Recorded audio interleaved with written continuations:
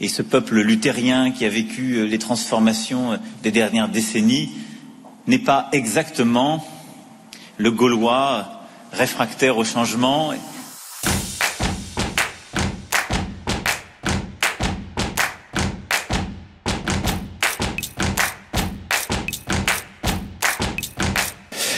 Oh, écoutez, pour répondre à votre question, je n'ai pas le sentiment que ce soit un scoop que la France ait été composée de tribus gauloises, et c'est pour moi une très grande fierté. Et je le faisais par un trait d'humour dans un discours que j'incite à relire ou réentendre dans son intégralité, où je disais que le Danemark était un peuple de luthériens, avec ce que ça implique, de tropisme, ce qui est vrai, de discussion, de consensus, et que nous étions un peuple fait de tribus gauloises. Il a bien changé, ce peuple, à travers les âges, les migrations, etc. Alors, moi, je suis toujours étonné de voir que des gens qui pensent que c'est mépriser les Français, de dire qu'ils ont été des tribus gauloises. Les mêmes qui vous expliquent chaque matin qu'on ne devrait rester que gaulois pour toute l'éternité.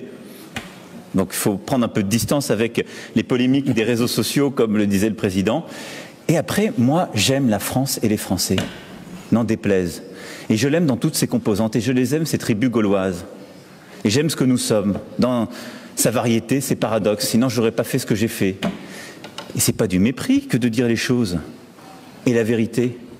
Je l'ai toujours dit. Je pense que nous sommes un pays, et moi le premier, qui n'aime pas les changements, les ajustements permanents.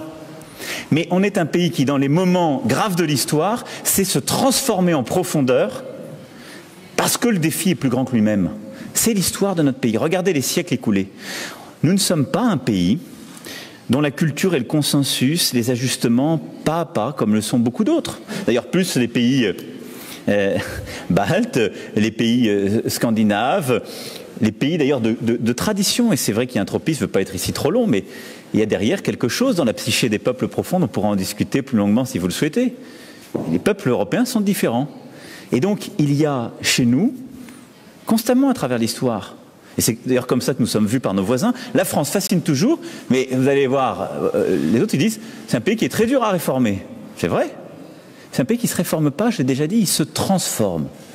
En le choisissant lui-même, c'est ce que nous sommes en train de faire. Et la meilleure preuve, si je pensais que nous n'étions que réfractaires, je ne serais pas devant vous. Et d'ailleurs, je n'aurais sans doute pas été élu. Donc voilà. Et il y a une chose qui caractérise la France, le peuple français. C'est son goût de l'intelligence, de l'humour, de l'ironie, de l'humour sur soi-même, et sans doute de la complexité. Et donc la polémique hors contexte, en 140 signes, qui fait que dès qu'on dit quelque chose sur soi-même, devient une polémique, ça je peux vous dire, c'est pas l'esprit français. L'esprit français est plus sophistiqué que ça, plus joyeux, plus ironique sur lui-même, il aime l'humour, l'ironie, la littérature, il vaut mieux que ce que certains en font. Et donc, j'assume, j'aime, je continuerai parce que j'aime notre pays, j'aime notre peuple et je crois que ce qu'attendent nos voisins, partenaires et amis, c'est d'avoir une France fière d'elle-même, qui sait se regarder en face, qui sait regarder son histoire et ses transformations en cours. Voilà.